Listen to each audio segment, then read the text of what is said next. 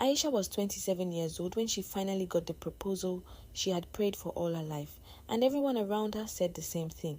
You're so lucky, because Omar seemed like the perfect man, religious, respectful, financially stable, soft-spoken, the kind of man Muslim parents dream about for their daughters. But sometimes the people who look the calmest outside are hiding storms nobody can see. Aisha never cared much about luxury. While other girls dreamed about expensive weddings and rich husbands, Aisha prayed for something simpler: peace, a home filled with mercy, a husband who would help her get closer to Allah. At 27, many people had started asking uncomfortable questions. You're still not married? Maybe you're too picky. Your younger cousins are already married. Sometimes those words hurt her deeply, but every single night during Tahajjud, Aisha made the same dua.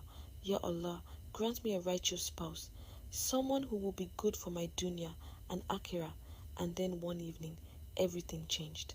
Her mother entered her room smiling unusually brightly. Aisha immediately sat up. Her mother looked at her and said softly, Aisha, someone has come with a proposal. Aisha's heart began racing instantly. The man's name was Omar. People spoke highly of him.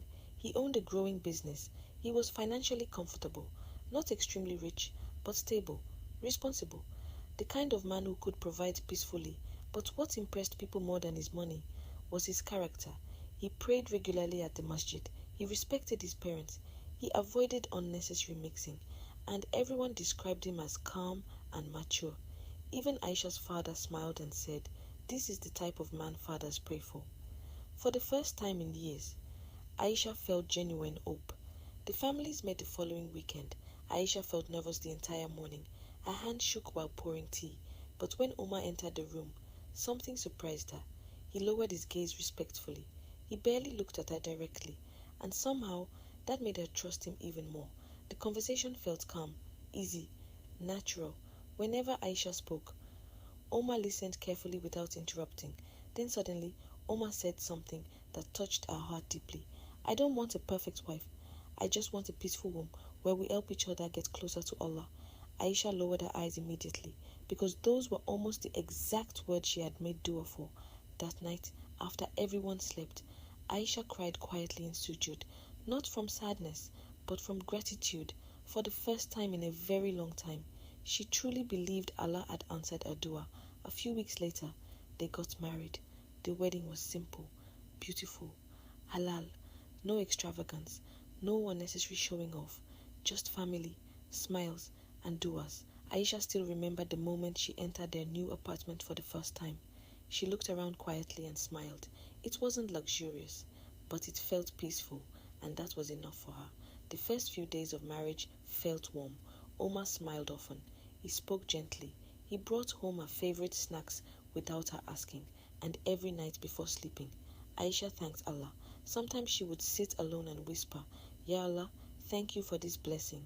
She genuinely believed her life was finally beginning, but slowly, small things began to change.